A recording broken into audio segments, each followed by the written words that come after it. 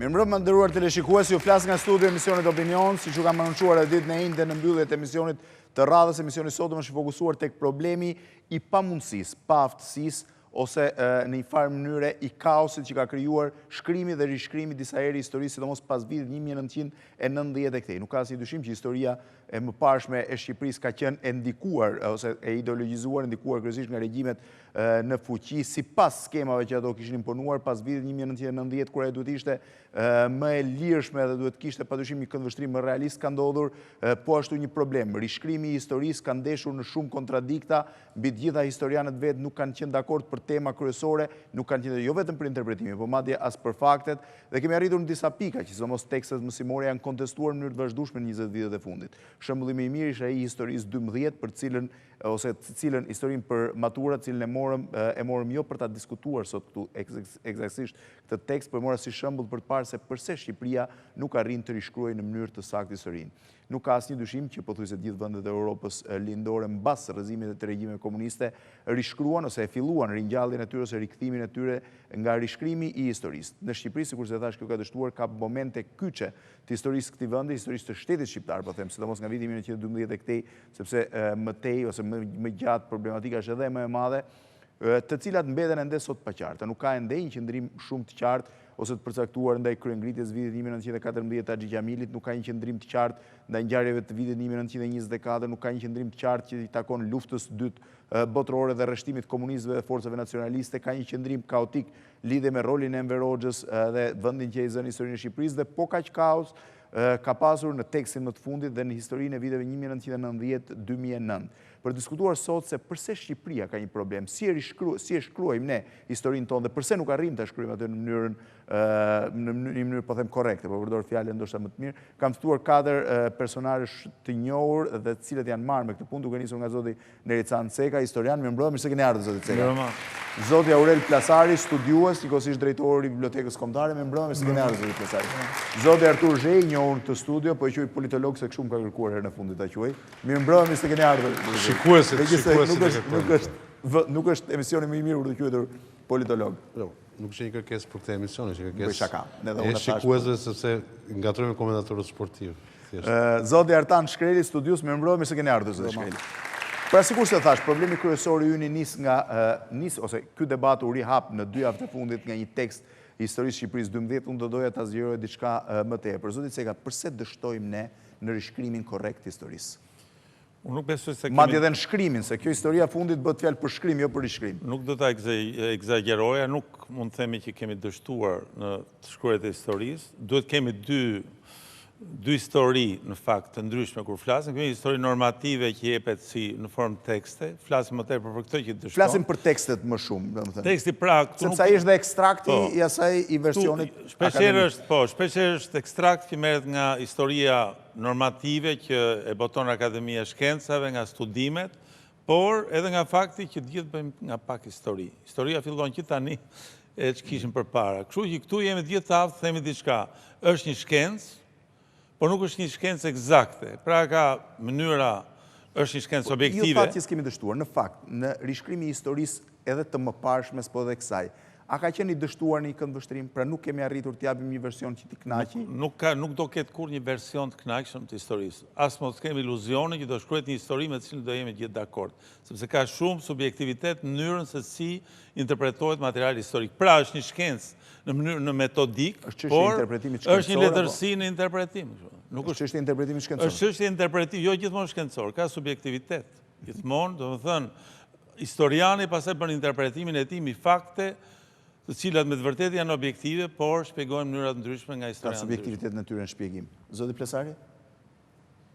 Asu nuk mendoj që ka dështuar historiografia shqiptare.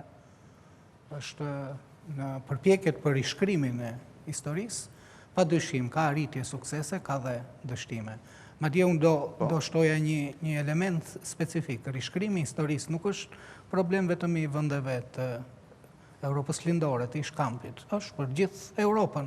Sepse ato i rishkruajnë në mënyrë më radikale. Në Europë lullëzon një rrymë që quhet revizionizmi historik, janë disa nyje historike që janë shumë të diskutueshme, opinionet janë shumë të ndjeshme, etj. Pra është një proces i natyrshëm i të shkruarit të historisë. i mënyrës se si ne rindërtojmë ngjarjet e kaluarës. Sot kemi parasysh që historia nuk është një realitet ekzistus. Ka mbaruar, e rindërtojnë njerëzit. Edhe është e kuptueshme që veçanërisht në përpjekjet për rishkrimin e saj, jo në përpjekjet revizioniste, në rishkrimin e saj, radikal në një këndësim. Siç ka arritjet, ketë shpesh edhe të ketë ndonjëherë dhe dështime. Përse, ku kanë qenë pikat kryesore dështime? Përse kemi dështuar ne? Brenda asaj që rastet kur kemi.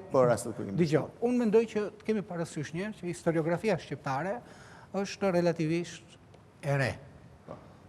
Një shekull e ca. Ne besoj dikur mund të mbanim librin e Tevcuranit si librin model të parë. Historia e Shqipënisë si e ka prej një geget që don vendin e vet.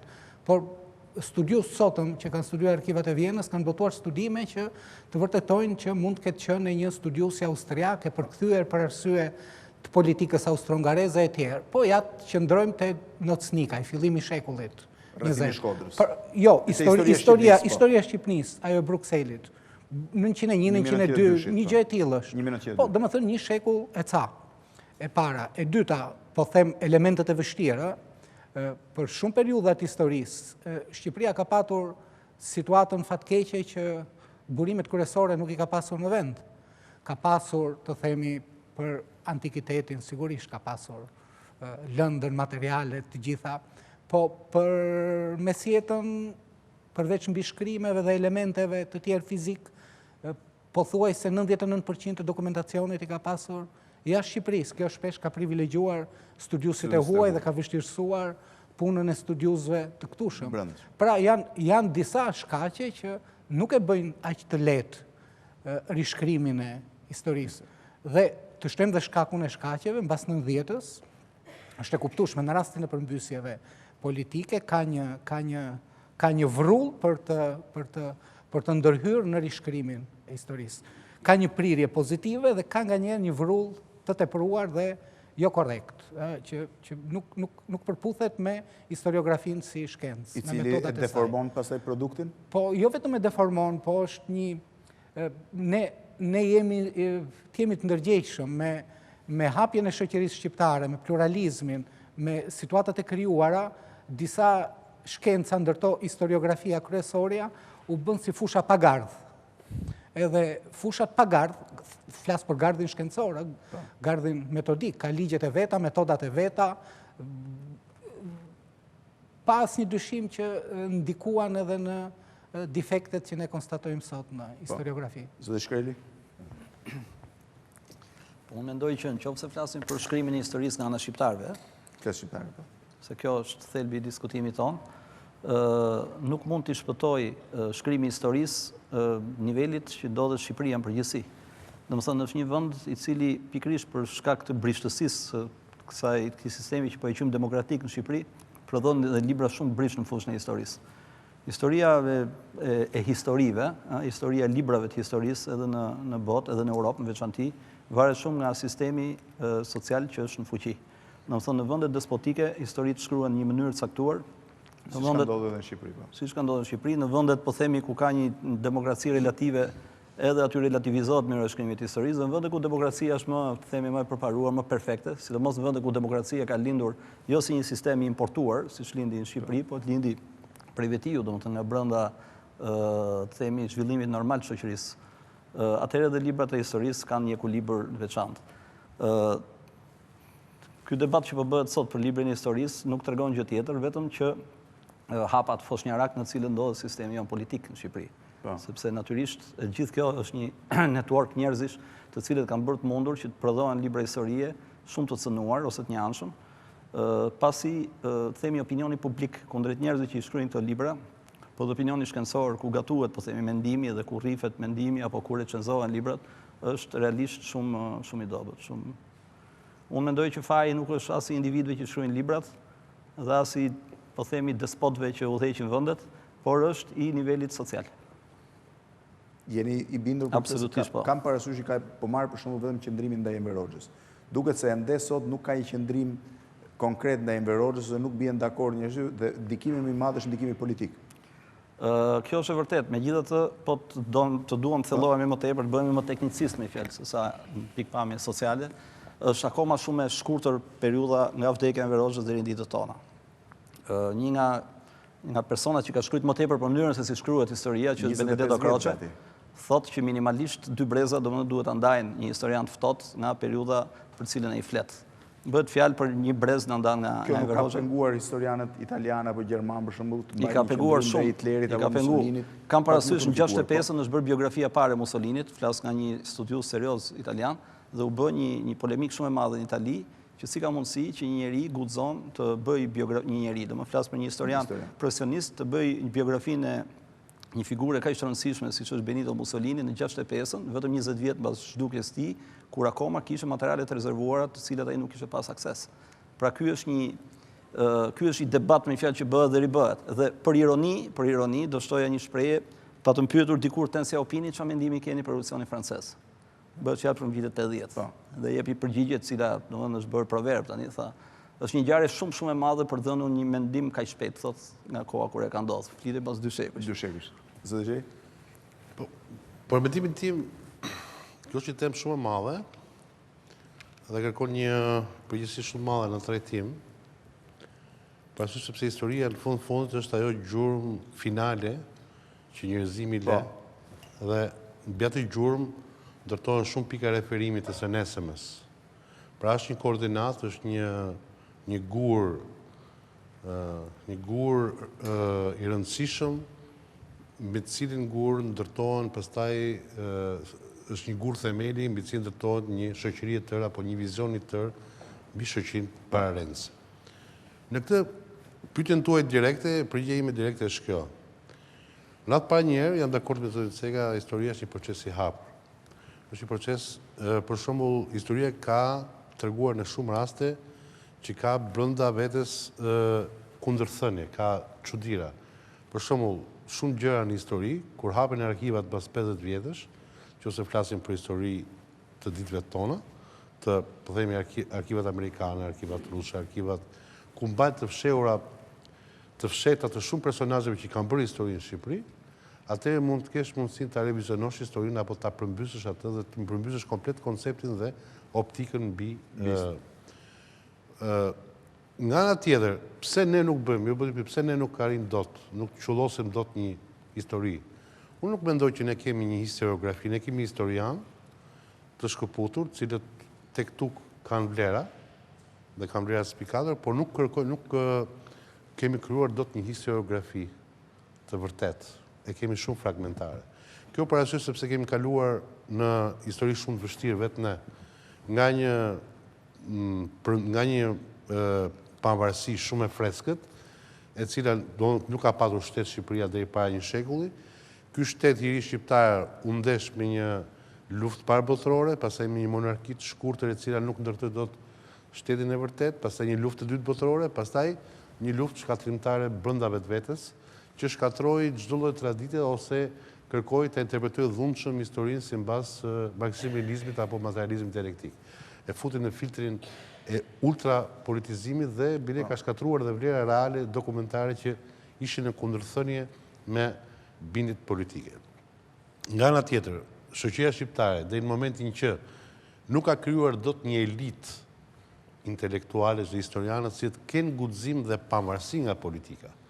Kanë para, kanë rroga të mira, kanë pozicione sociale dhe institucionale të paprekshme nga pushteti, që të mund të thonë dhe të shkruajnë me autoritetin e tyre të kenë atë që thot kolegu që të kenë një lloj autocensure përkundrejt vërtetëve potenciale të opinionit publik. Po sa arritëm aty, do hyjmë në një debat pafund dhe unë mendoj që nuk ka zgjidhje. Cili është problemi i madh? Derisa jeta e njeriu që merr penën apo ulet në kompjuter për të shkruar një libër histori apo grupit të tillë, varet nga një staf i caktuar i pushtetit apo i politikës, ai do hedhë këmbët sipas muzikës dhe ritmit të pushtetit. Fatkeqësisht. Deri në ç'vit zoti Ceka historia duhet shkruar. Kam parasysh tekstin e historisë 12 që në kreun 22 shkruan deri në vitin 2008. Deri në fund vitit 2008, duke futur edhe probleme që janë ende pjesë e përditshmërisë së gazetave. Deri në ç'vit duhet konsideruar normal shkruajtja e historisë, ose quajtja histori. Unë jam i mendimit që deri në vitin 2009. Pra nuk ka... Pra deri mësot? Deri mësot, duke dhënë momentet kryesor. Nuk mund të evitojmë, për shumë të themi, nxënësve si u bë futja e Shqipërisë NATO, ose si ç'është MSA-ja. Se nuk ka vend tjetër ku ai ta mësoj si qytetar në vështrimin historik. Do të thotë për popullin shqiptar të jetë pjesë pak nga pak të jetë pjesë e Europës, se si të integrohet. Pra natyrisht që duhet të evitojmë ato pika që janë diskutueshme, që e ndajnë shoqërinë shqiptare në gjykimin, siç është bërë në tekst për shembull, gjykimi mbi 97-ën apo ose gjykimi mbi rolin që ka luajtur një parti apo një parti tjetër. Mirë është të jepet një histori lineare, të mësohen, kurse çështjet e diskutueshme duhen të evitohen. Dhe kjo është shumë e lehtë, kjo nuk ka vështirësi. Duhet evitohen apo duhet jenë të dy vështrime? Unë mendoj që çështjet diskutueshme ose diskutimi mbi çështjet, më mirë themi, duhet të evitohen. Nuk mund t'i thuash nxënësve, diskutojnë tani mbi 97-ën.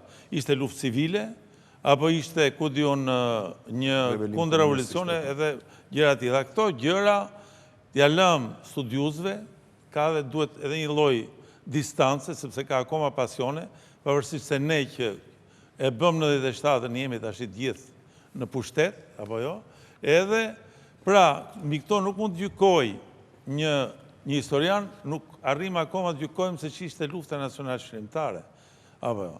Pra, ç'ishte balli, ç'ishte partia edhe kështu me radhë, pra, dhe aty jemi munduar gjithmonë që në diskutimet tona të bëjmë një, po themi të japim një histori lineare derisa të largohen bile dy breza prapë në duken pak. Pak, zoti Plasari, jeni dakord që historia duhet shkruar deri në 2009-ën?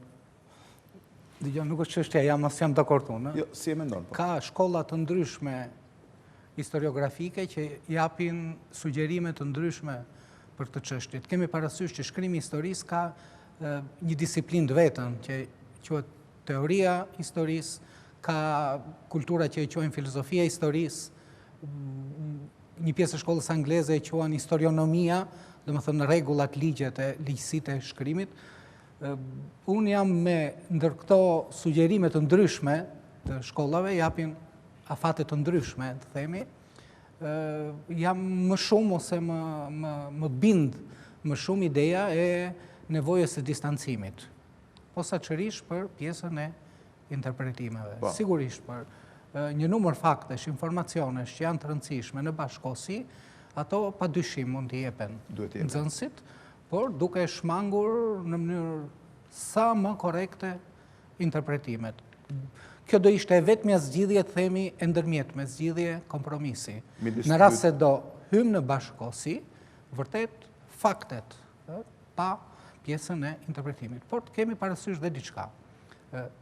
Ndahet në teori çështja e ekuilibrit të fakteve me interpretimin. Ky teoricieni themeluesi i shkollës historiografike angleze ose teksti bazë i tyre Eduard Kerrit, ai thotë që qëndrimi i historishkruesit, i historianit midis fakteve dhe interpretimit është të arrijë në atë gjendje që faktet dhe interpretimi të lënë njëri tjetrin me barë. Jo, po e themu në gjuhë popullore se përdor termin imprenjim. Pra të lënë njëri tjetrin me barë, ai lloj marrëdhënie është e përkryer, historiani i mirë, historiani që shkëlqen. Nuk duhet të harrojmë një gjë që vërtet faktet parimisht janë objektive, por dhe në zgjedhjen e fakteve një historian jo serioz mund të ushtrojë tendenciozitetin e tij. Domethënë, është një thes, ku nga thesi mund të nxjerrë, ka qenë karakteristike e historiografisë zyrtare për shumë momente e vulgarizimit marksizmit, jo e marksizmit, që nga thesi të nxjerrin faktet që na interesojnë. Pra, edhe në këtë aspekt do të donte kujdes kur trajtojnë faktet e bashkëkohësisë. Po, zoti Gjej. Tani, unë mendoj që në konceptin me cilin po flasim, me objektin që thash është shumë madhor dhe shumë delikat, ka shumë këndvështrime. Historia, çfarë është historia? Është thjesht radhitje faktesh, pra një radhitje faktesh e cila sa më pak subjektivitet ketë aq më mirë është, apo është një radhitje faktesh plus një interpretim. Tani, shkollat e interpretimit, veprimeve historike ose të veprimtarëve historik më të mëdhenj, herojëve të historisë, po flasim që në antikitet dhe më vonë. Mendoni, për shembull, cila është një lloj historie e re, që ka u shpika, po u zbulua psikanaliza, që shumë veprime të personazheve historik të caktuar, më përpara shikoheshin vetëm në planin social, ekonomik, të interesave të ngushta politike etj. Kurse me zbulimin e psikanalizës, apo se thosh me pasurimin, me anti-instrumentat psikanalizës, shumë veprime të cilat mund të radhitesh ose interpretoheshin si objektive, fitojnë një dosë subjektivitetit të caktuar. Atëherë kjo nuancë thelbësore nuk ka nevojë të paraqitet. Për shembull, shumë betejë politike, qoftë edhe në Shqipëri këto 20 vjet e fundit, po flasim që jemi brenda këtij 20 vjeçari shumë që është magmatik, nuk mund të përcaktojmë, jemi po hym me faull në këtë analizë. Ka shumë veprime të politikanëve shqiptar, pra pas skena të cilëve ne akoma nuk e dimë pse dhe nga buron, pse janë kaq vendosur, pse janë kaq radikal, pse janë kaq intransigjent, cilat e lidhen me të kaluarën, cilat lidhen me psikën e tyre. Pra, nuk mund të kesh një libër historie tradicional, pra mund të kemi një libër historie thjesht për të radhitur fakte, jam shumë dakord me zotin Seka, le të jetë deri datën e fundit se fëmijët le të mësojnë më së an, por të hiqet maksimalisht doza subjektivizmi dhe ai që do të thellojë dijet historike, ai do të lexojë libra autorësh historik. Pas disa vox popet marrë rreth pak kohë më parë se sa është njohja historike që kolegët ta kapnin këtë provokacion në mënyrë që ta ndërlidhim, ta dialogojmë debatin, për ndryshe flasim secili monolog më vete dhe... Unë e dëgjoj me interes Zhejin, sepse Zhej në këtë periudhën themi ku neve dolem nga historiografia komuniste, ai ka kaluar një periudhë të jetës vet në një ambient kulturor, siç është Radio Radikale. Unë e kam ndjek shumë shpesh emisionet e asaj radio, që janë shumë interesante. Një nga të cilat para 2 vjetëve hapi dhe i temë për historinë e Shqipërisë. Dhe ata kritikonin tekstet italiane të historisë për mënyrën se si italianët relativizonin, zvoglonin ose zmadhonin gjëra pa i hyrë problemeve.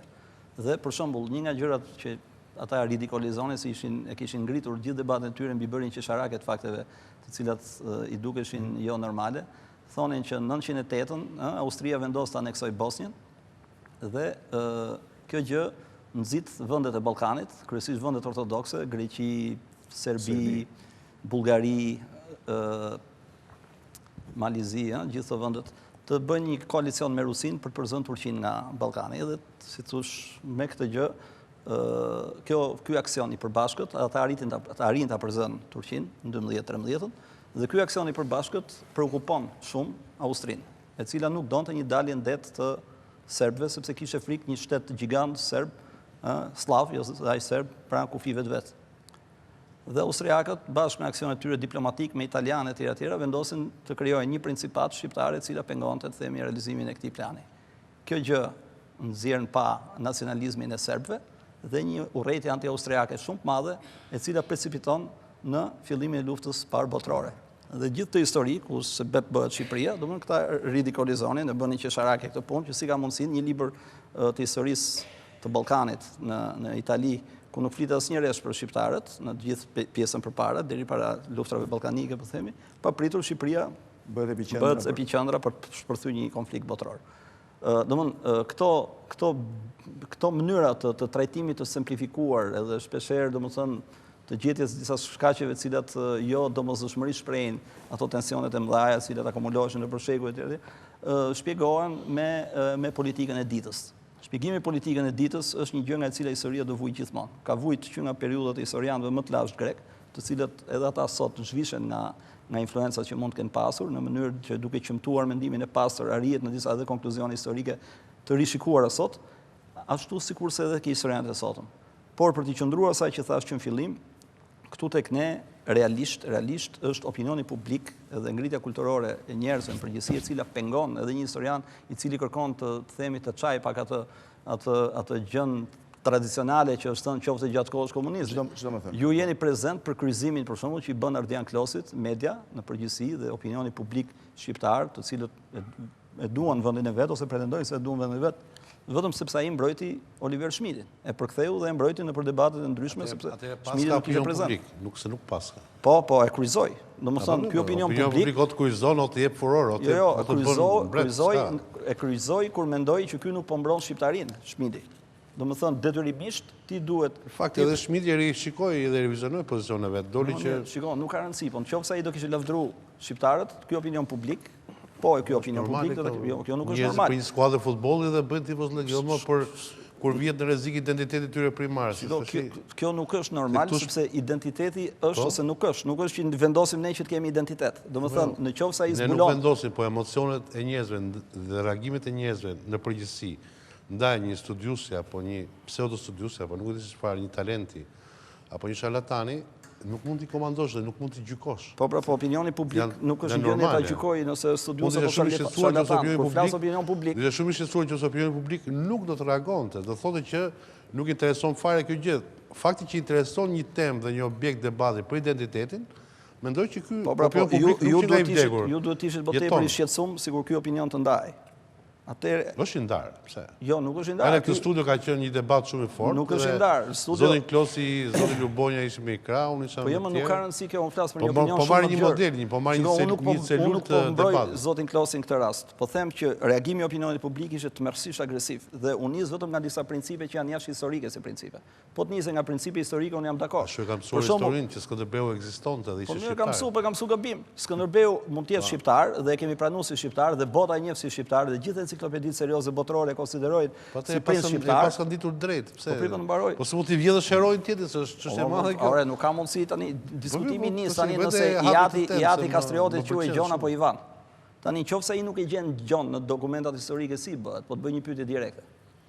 Po, tani në radh pas sa po the që në gjithë librat historike thuhet dhe dokumentohet ka dhe sigurisht që Gjergj Kastrioti Skënderbeu është shqiptar.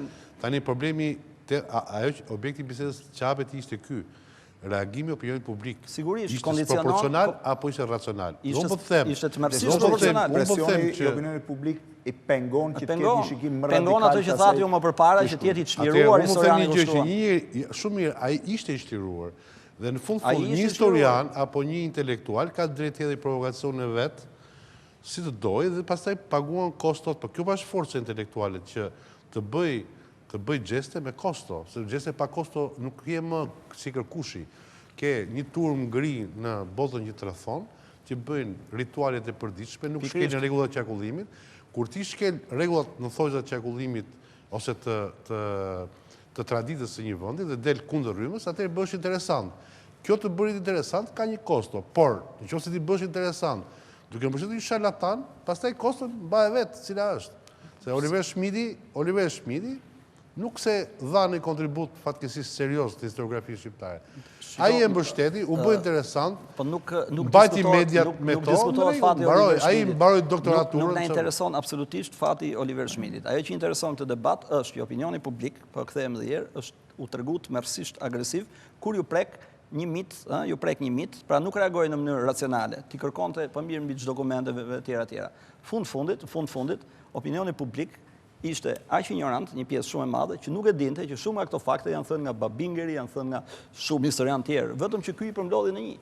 Dhe ky opinion publik, pat nga ajo pjesë opinion publik racional, çfarë kupton me opinion publik? Opinion publik, unë konsideroj, domethënë duke filluar që nga njerëzit e thjeshtë që shkruajnë nëpër forumet e internetit apo dërgojnë letra nëpër redaksitë e gazetave, një pjesë e cilave botohen, e deri tek analistët, të cilët për fat mirë, sikurse thatë dhe ju, u ndan në dy grupe. Dhe duke u ndarë në dy grupe, racionalizohet dhe debati. Kurse nën analistët nuk pat ndarje, këtë po them. Domethënë, nën analistët u bë ajo masa gri që ju keni kaq frikë, e cila largoi unike. Ti do që ne të rrim pa punë tani? Jo. Kjo është e mira kësaj pune që janë analistët, të cilët shumë i mallkojnë dhe janë ata ka dhe nga ata që dhe i kanë dhënë natë, por ja që në një moment sektuar kanë aftësi që ndahen në grupe dhe kanë aftësi që të prodhojnë analizë, se kjo është detyra jonë.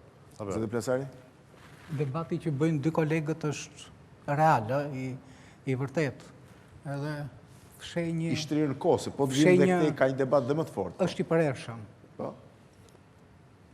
Po përpiqem me modesti ta themun sekretin ku qëndron, duke parë nga halli i atyre që shkruajnë historinë. Çfarë ndeshin përpara. Ne gjithë që jemi këtu e dim kush është Ernest Renani, mendimtar, i madh filozof, pak provokativ, gati imitu si Voltairit, themi në provokimin e tij.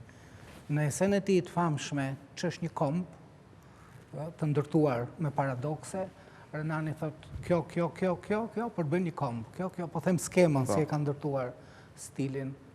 Të gjitha ato që ky grup, mbasi ka përcaktuar çëshkombi, i duhet t'i kujtoj vazhdimisht, por dhe ato që i duhet t'i haroj për bëj një kombë.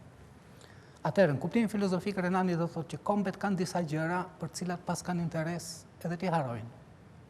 Ndërsa historiani këtu mund të ndeshet me këtë interes, sepse historiani thotë unë po them të vërtetën, unë po nxjerr si është e vërteta. Historiani vërtet. Historiani vërtet. Dhe këtu mund të ndeshet dhe me opinionin publik dhe me të tjerët, nuk flas për rastin konkrete. Dhe presionin nga një opinion po të marr një rast konkret në historinë tonë. Një nga nyjet e vogla, për shembull dhe ty nuk të ka interesuar, joshur ose nuk je kujtuar, i është masakrimi i 104 shqiptarëve të arrestuar nga gjermanët në Tiranë, edhe nga forcat shqiptare që bashkëpunonin me ta. Që quhet masakra e 4 shkurtit. Në momentin e fundit në kampin e Prishtinës. Në përgjithësi nga listat që kam parun, janë nga 18 vjeç dhe 22 vjeç që janë arrestuar në shtëpi. Pra nuk ishin as robër luftës, edhe me robërit e luftës ka disa ligje. Çështja e implikimit në gjitha të organizim të shpejt, të trupave në Tiranë, që ishin shqiptare, e implikimit për atë pjesës shqiptare në atë histori shumë të trisht, makabre, që ata në momentin e fundit përshkatuan totalisht. Përveç një historie të famshme që është subjekt romani, një nga ata që mundi të aratisej, Lakuriq, natën në përmale, historia që janë shkruar 2 romane për të.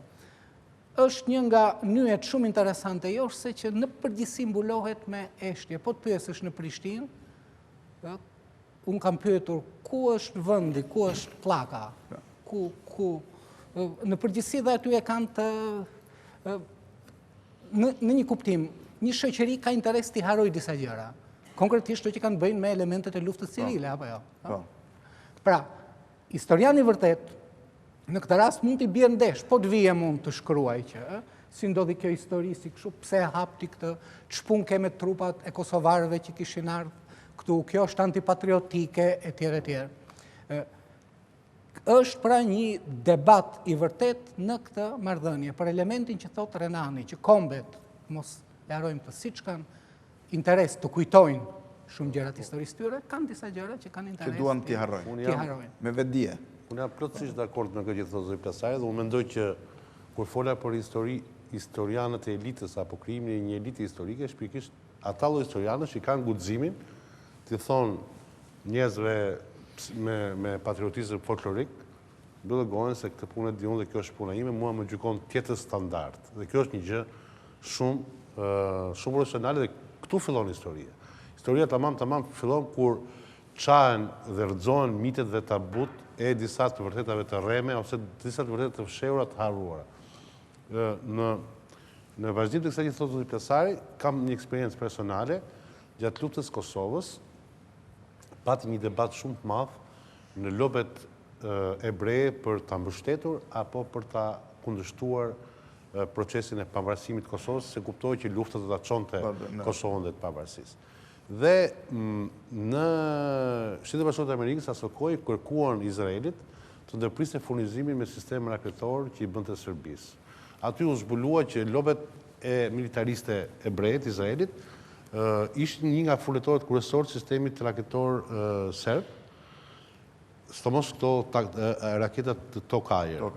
Dhe qeveria në pushtet ishte pro Shtetet Bashkuara të Amerikës dhe pro këtij projekti. Atëherë dolën të furnizuara ndoshta edhe nga arkivat serbe, nuk e di se sa materiale dhe dokumente mbi pjesëmarrjen e kosovarëve gjatë kohës pushtimit gjerman të Reichut dhe sidomos për divizionin apo çka ka qenë brigada apo divizion nazist. Do të thënë që ishin nazist, që u rrësuan me gjermanët dhe në edhe kuptimi u bë një debat në lobet izraelite, që nuk e kam ndjekur me shumë ankth, pikërisht për këtë gjë që ne do ta mbështesim, po serbët i luftuan me gjermanët, nuk kanë patur, si thuash, nuk kanë arritur deri tek simpatia që kishin kosovarët e tjerë dhe pra historia në këtë këndvështrim u bë një debat shumë i madh i cili motivonte ajo që thash unë ai guri themelit ose i referencës, motivon në qëndrimin e lobëve të cilët mund të aktualitetit. Po kemi rastin e enciklopedisë maqedonase që historia po marrin për gjërat tona direkte. Dhe një rast tjetër më lejo ta kujtoj, që është një kuriozitet, në kohën e referendumit për monarkinë që është bërë në Shqipëri, në 97 mos gabofsha, kam qenë në Rom atëherë dhe çuditërisht u zbulua një material jashtëquajtur sekret nga arkivat italiane, ku tregonte një element mbi korrupsion e madh në mbretit Zog, se si ambasadori Sereqi i kërkonte, u bë transmetues direkt ke Kontiçano, për një tangente rreth 3-4 milion lira të asaj kohë që ishte një shifër shumë e madhe, dhe që ambasadori shqiptar në Rom i kërkonte Kontiçano dhe përmes Kontiçano Mussolinit që këto lek mos kalonin në rrugë zyrtare, po të kalonin dorazi, pra që ishte sigur direkt para që shkonin direkt tek xhepat e mbretit. Dhe tani, pikërisht në momentin kur shqiptarët bënin referendumin për monarkia apo për republik, befas doli nga arkivat shtetërore italiane një zbulim i tillë shumë i vonuar. Tani, në qoftë këtu nuk kishte vëmendje se në 97 kishte një vëmendje për ta marrë këtë dhe për ta shndruar në një armë politike kundër monarkisë, por aty unë kuptova që shteti italian asaj kohe nuk kishte dëshirë që të fitonte referendumi për pro-monarkisë në Shqipëri në vitin 97. Dhe nuk më duk fare i rastishëm që doli nga arkivat pikërisht ky element skandalizues, nuk e di sa i vërtet është, sa autentik është, por besoj se ka një lloj autenticiteti në formimin se si ishte bërë, por se si përdor elementi historik pikërisht për të shantazhuar politikën e ditës. Jo vetëm aq, po, më fal, për të shkuar më tej kësaj, domethënë si shfrytëzohen dhe politikisht eventet historike. Në 2006 ne kemi parasysh që francezët bën një propozim ligji i cili të dënonte atë pjesë, po themi, të njerëzve të cilët mohonin genocidin e armenëve në Turqi. Po. Një ligj i cili dënonin të njerëzit nga gjoba deri në 5 vjet burg, në varësi të gravitetit, po themi, të këtij kundërshimi. Dhe më vonë, ky ligj pati debat shumë të madh sepse zbulon që socialistët të cilët e promovonin këtë ligj kishin hallin e 3 milion votave të njerëzve me origjinë armene, të cilët jetonin në Francë në atë periudhë. Domethënë, si thosh edhe fakte të cilat, ndërkohë që turqit kanë një ligj tjetër që dënojnë ata që e njohin genocidin. Domethënë, të dy janë vende të NATO-s. Dhe Franca ishte një nga ato vende që vuri vetëm disa herë për të mos u futur dhe mos u bashkënë në negociata që Turqia të futet Bashkimin Evropian. Pa kërkuar falje për genocidin dhe pa njohur. Ndërkohë që genocidi për më tepër për spektatorët, genocidi për që bëhet fjalë ka ndodhur gati një shekull përpara. Atëherë shkëputemi për spotet publicitare, kthehemi për pjesën e dytë.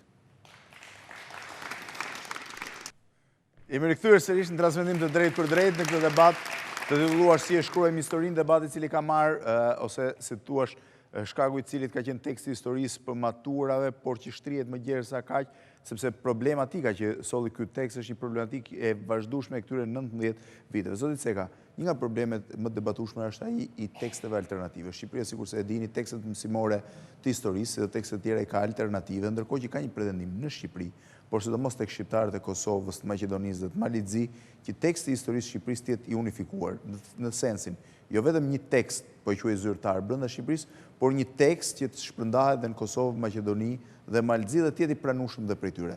Është më mirë që të kemi tekste alternative apo një tekst unifikuar dhe më të kontrolluar natyrisht. Këto janë dy probleme ndryshme. Unë mendoj që nuk mund të jetë një tekst i historisë kombëtare, është tekst i historisë së Shqipërisë tani për tani dhe faza tjetër do jetë një tekst i historisë së Europës. Historisë së shqiptarëve.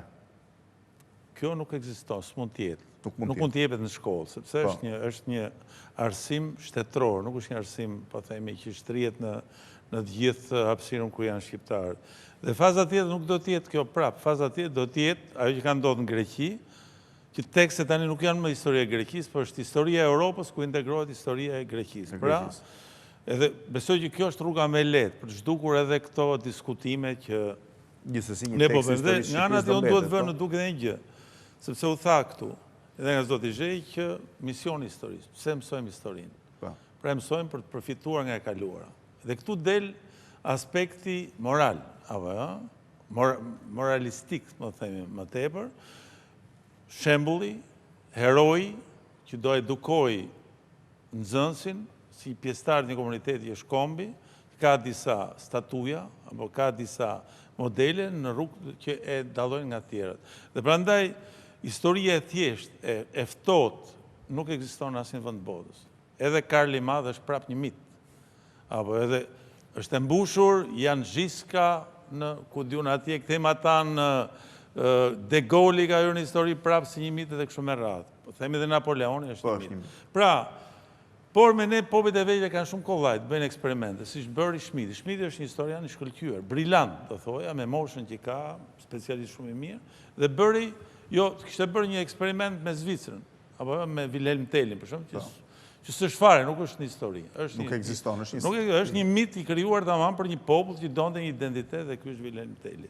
Pra, këtu është një diskutim shumë delikat për të thënë vërtetën, sepse ka të bëjë me vetë ekzistencën e historisë, që nuk është, siç thash, nuk është vetëm shkencë, por është edhe misionare. Ka edhe një mision. Edhe unë e kam të vështirë, e kam lexuar librin e Schmidtit.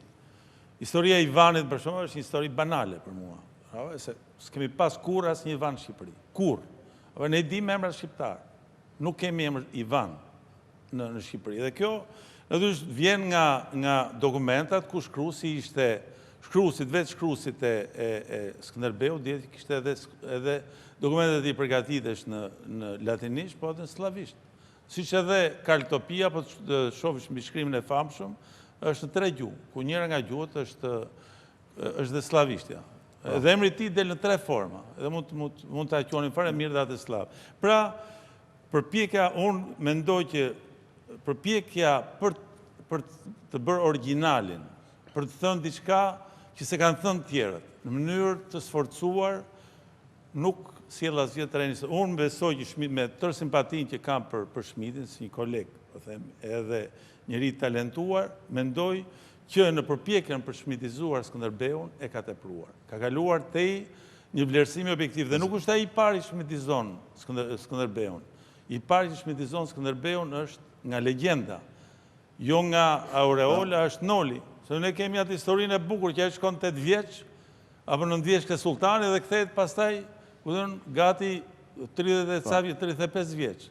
Dhe Noli tregoi fare mirë, bazuar edhe ke dokumentat, që Skënderbeu kishte qenë këtu disa herë, pra nuk është ose po historia në historinë e dytë, se historia parë ishte po historinë e dytë, ose po ju them po Blendi, edhe një gjë tjetër, për shembull që u bë diskutim për enciklopedinë e Maqedonisë, që shqiptarët kanë ardhur me vonesë, janë fut në Luginën, kjo tezë është ke historia e klasës 12, që sapo diskutua. Kjo tezë vjen nga koha e lavdishme, nga historia e vitit 1959, ku e bazuar edhe në romantizmi, thotë që shqiptarët e mbrojtën lirinë duke u tërhequr në male. Shumë heroike, shumë romantike. Dhe në moment caktuar pastaj zbritën edhe u kthyen nëpër fusha. Dhe gjë që këtë thotë dhe enciklopedia e Maqedonisë, nuk thotë, dhe kjo në fillim ka qenë teza historisë tonë. Na dukesh dhe ne në fillim, unë kështu e kam mësuar pak në universitet, historinë e 59-s. Dhe pastaj arkeologët vunë duke që shqiptarët ishin fusha. E gjetëm kulturën e komandë, e gjetëm në Lezhë, e gjetëm në Krujë dhe e gjetëm dhe brenda Durrës. Pra, dhe pastaj u provua që s'kishte në tërë këtë hapësirën e Bregdetit, nuk ishte asnjë toponim slav. Toponim përkundër një pjesë e toponimit slav janë në malësi, në zonat malore. Dhe ishte atje ku ishin vendosur fillim slavët dhe aty u asimiluan. Pra ishte kundërta e asaj që kishim thënë.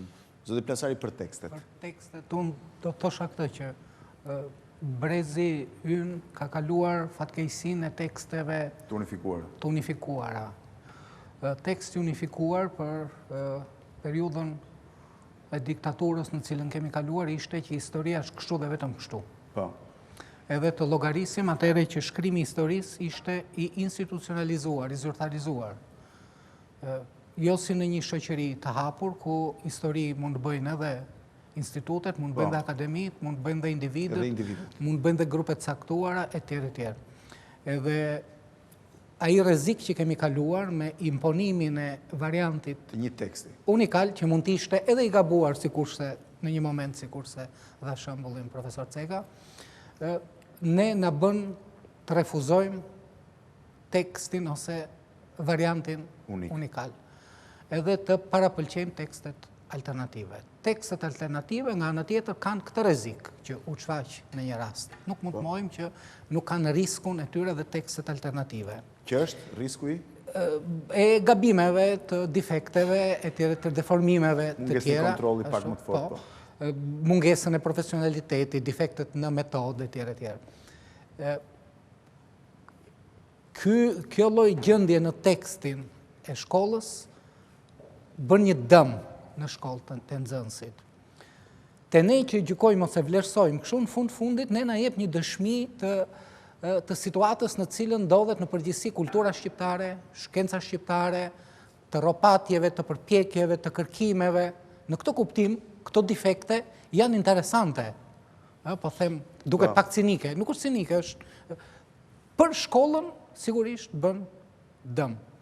Por megjithatë duke kujtuar atë neverinë e madhe dhe refuzimin ndaj teksteve unikale me variant të njësuar dhe të detyruar kudo, që historia është vetëm kjo, ngjarjet kanë ndodhur vetëm kështu dhe interpretimi është vetëm ky, sigurisht që unë për mendimin tim do të ngulmoja në parapëlqimin e teksteve alternative, po ai unifikimi të organizuara, të koordinuara dhe të kontrolluara në mënyrë serioze nga aparati përkatës që është ngarkuar për t'i filtruar dhe për t'i miratuar.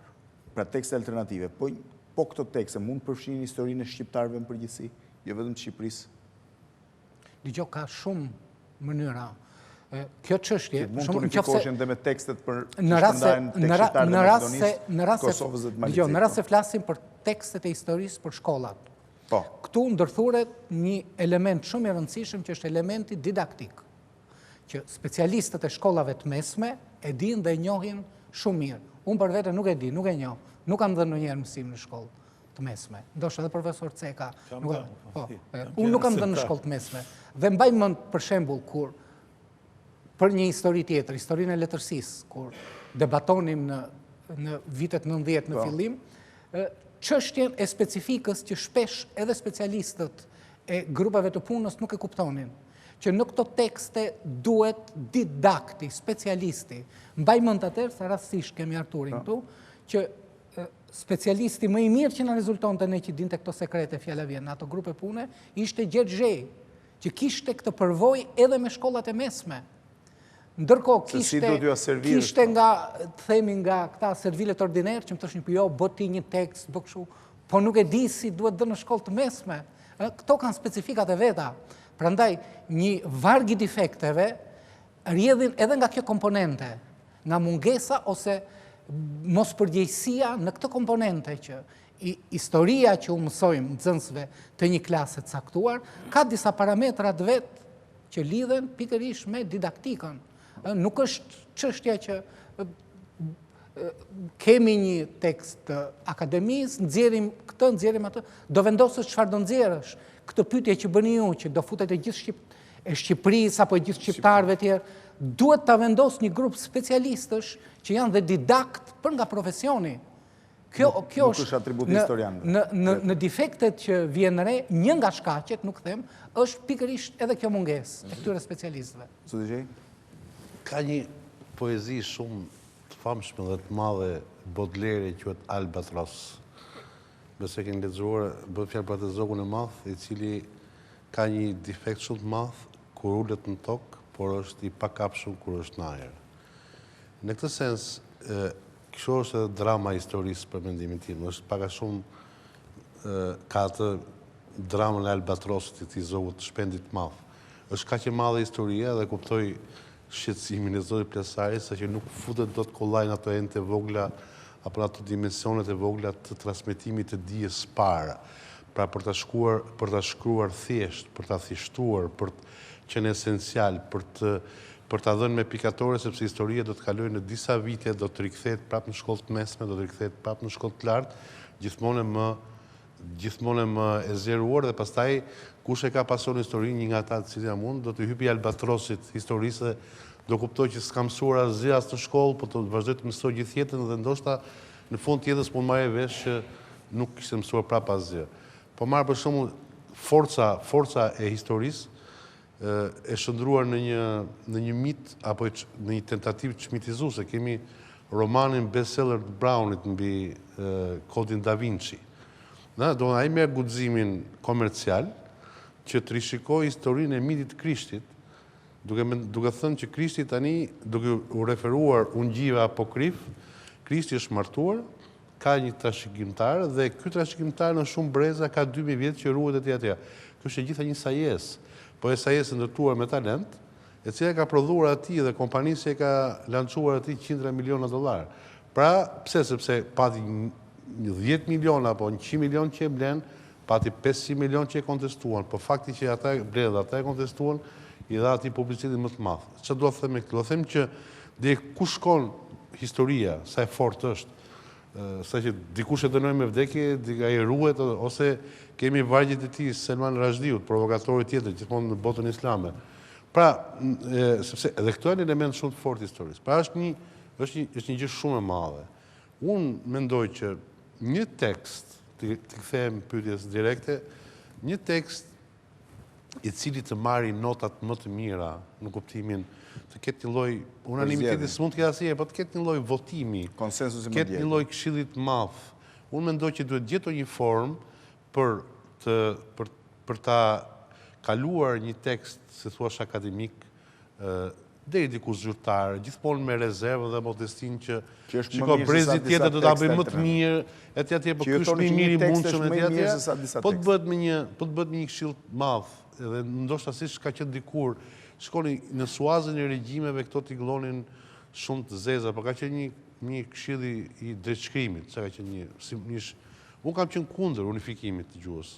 Domethënë, më është dukur një diktat shumë i madh se si është e mundur shteti, paguaj lingvistët dhe thotë kjo do merret nga gegnishtja, kjo do merret nga thoshkrishja, kjo do bëhet kështu. Do një gjë. Por kam qenë në atë dijen time modeste deri në vitin 90, kam qenë shumë i revoltuar. Kur shkova në Itali dhe pa një eksperiencë, kuptova që në debatet të mëdha që bëheshin pikërisht për italishtën, që Italia shtetërore asaj kohe e kishte ushtruar diktatin apo diktaturën e vet për të unifikuar gjuhën, jo përmes simpoziumeve apo diktaturës, po përmes televizionit. Dhe normalisht debati shumë i madh mbi efektin e televizionit, do italianët mësuan të flasin italisht, të gjithë, sepse napolitani flet napolitance dhe nuk e thyen apo kalabreze, vetëm përmes diktaturës audiovizive. Unë jam që të gjet një formulë për të patur një tekst autorizuar dhe jam që kjo formulë mos përjashtohet asnjëherë tekstet e tjera alternative. Unë jam që të lulëzoj tekstet alternative, kuptohet jo shalatanizmat me fjalë. Zoti Shkreli? Po, unë besoj që në kushtet në cilat ndodhemi dhe në kuadrin e edhe të reformave që janë ndërmarrë në Shqipëri, ky është një debat fals, pra që duhet të ketë tekst unik apo alternativ. Konsiderohet paktën për momentin e superuar ideja për të rikthyer në një tekst unik. Për faktin që në përgjithësi është prit mirë nga të gjithë ideja e teksteve alternative. Problemi nuk shtrohet duhet tekst alternative apo jo. Problemi është pavarësisht nëse ka 100 tekste, nxënësi në shkollë do ketë një tekst. Nxënësi në një klasë të caktuar. Një klasë tjetër mund të ketë një tekst tjetër, po supozojmë jam unë një nxënës, unë do kem një tekst, nuk kam 4 tekste, që do i lexoj të katërta dhe do nxjerr një mesatare të përpjeshme. Unë do lexoj një tekst. Dhe e rëndësishme është që cilin do nga tekstet që unë zgjedh, ky tekst jetë i bërë mirë. Dhe tjeti bërë mirë do thotë që ky tekst i përgjigjet një programi normal. Problemi tek ne është që tek ne kanë 3 gjëra anormale.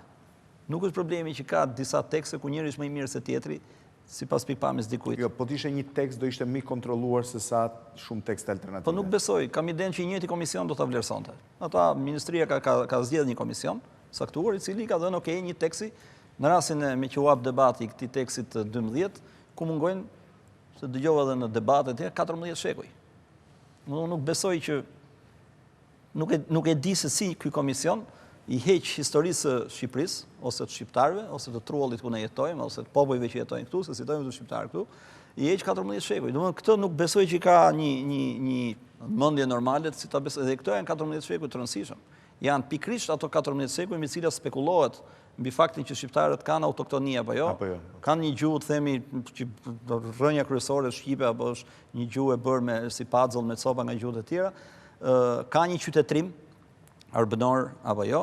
e tjera tjera, është pikërisht në këtë periudhë nga rënja e Shqipërisë në perandorinë e Ilirisë, po themi nën perandorinë romake, dhe deri në periudhën të shquartura Principatat Arbërit. Dhe këtu nuk në atë tekst, unë kam sjell vetëm për ilustrim, që nuk është që ky ilustrim është më i miri, por një ilustrim. Ky është një tekst i historisë së shkollave fillore, thot, po unë nuk besoj të jetë fillore, ndoshta fillore që unë 8 vjeçare ndikur, të kohës Zogut, është një libër i 38-s, Shtëpia botonjëse Kristo Luarasi, 38-s, historia, me historie e hartuar me bazë programit të mësimit arsimit për shkolla fillore. Dhe ka parahistori, nxjerr gjetjet që janë bërë në Shqipëri në periudhën e parahistorisë, që ka qenë shumë e rëndësishme, dhe pastaj mbasi kalon të periudhën e rezistencës i lirëve me Romën, thot historia në Romën, thot garda pretoriane, si ishin realizuar, si u zhvilluan qytetet në Romën që morën trajton, Durrësi me amfiteatrën, si të gjithë qytetet e tjera të Europës dhe të botës më zhvilluar mesdhetare, ka një pamje të një qyteti, ku thot pamja një qyteti të ndërtuar sipas sistemit romak. Si ky qytet u ndërtuan shumë në Shqipëri. Sepse ky ishte një stil që u pranua si i përbotshëm, sikurse sot ndërtohet në një stil të caktuar, po themi stili internacional që u quajnë mbas viteve 50. Ka një kapitull tjetër se kështu janë Shqipëria nën perandorinë bizantine, sepse kur u nda perandoria, Shqipëria mbeti në pjesën lindore në pjesën lindore të perandorisë. Kjo nuk mësohet në tekst fare. Mungojnë këto shekuj. Ka prap kapitull tjerë, këtë ilustron dhe me një hartë që tregon që Shqipëria ka mbetur. Ka një tekst ku flet për krishtarët që kaluan nëpër Shqipëri.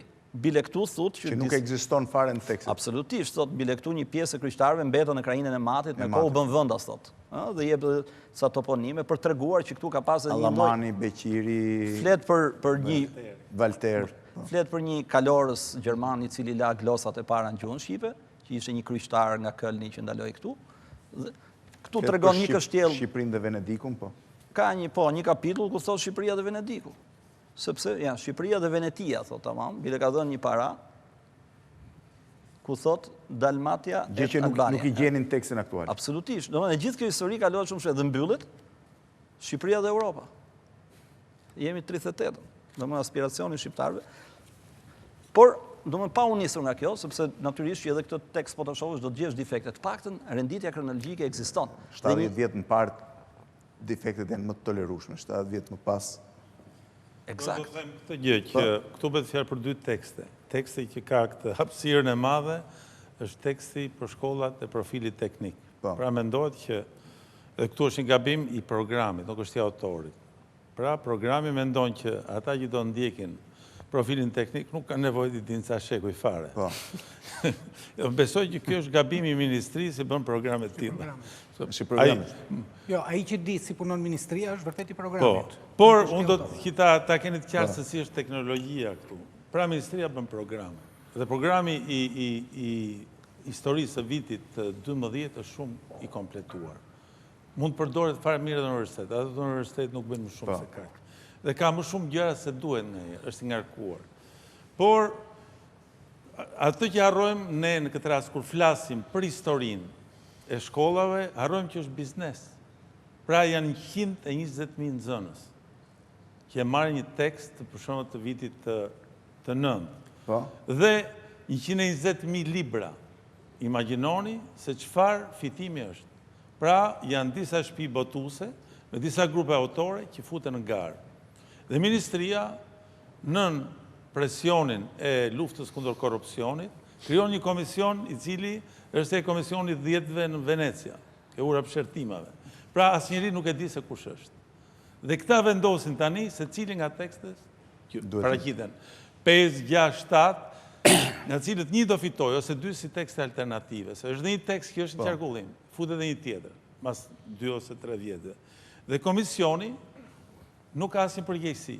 Pra, në fundit, do ishte shumë mirë. Ata që aprovojnë... Ata që aprovojnë nuk i di kush janë. Dhe ata nuk kanë asnjë përgjegjësi. Ajo që kanë propozuar në këtë rast, është një skandal që ka ndodhur, është që komisioni duhet jetë i njohur, të bëhet nga autoritetet dhe ata të vënë emrat tek miratimi i tekstit.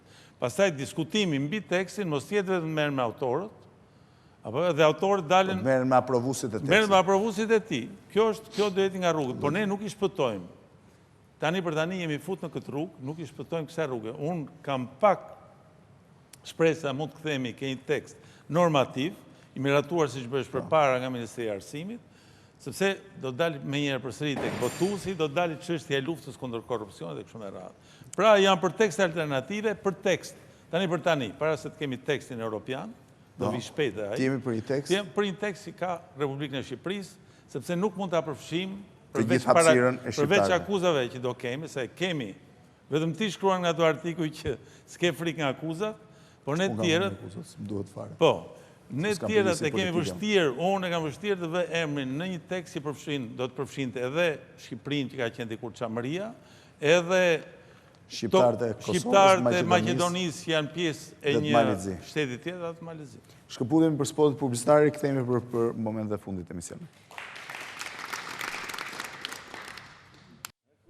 Jemi rikthyer sërish transmetim për pjesën e fundit në këtë emision të filluar si e shkruajmë historinë. Disa kohë më parë ne kemi marrë disa opinione kryesisht tek gjimnazistë për të parë se çfarë njohje kanë ata mbi historinë e Shqipërisë. Le ta ndjekim këtë dhe të kthehemi pastaj për një koment të fundit katër të ftuarve.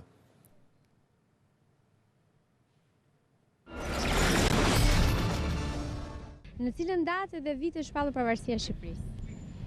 O zot, me 28 nëntor 1912. Pavarësia e Shqipërisë.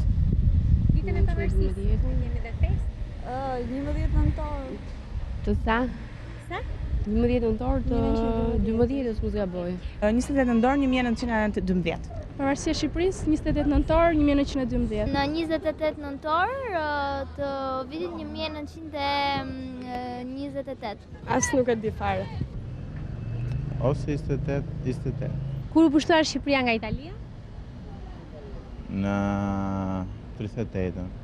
Kur u pushtuar Shqipëria nga Italia? 1939. Diku rreth viteve 39 më duket, jo fort i sigurt po. Në 7 prill 39. Atëherë në vitin 1943. Kur u shpall pluralizmi politik? Në 91-shin. Në 89, në 90, nuk e di mirë. Shiko, në histori dori jam qenë jo mirë. Kështu që, domethënë, mos na vëni Në 91-shin. Pluralizmi në 90. Në 90? Jo. 1946. Pluralizmi politik në vitin 1945. Nuk e di nëse jam e saktë. E që di le fare mirë. Le fare.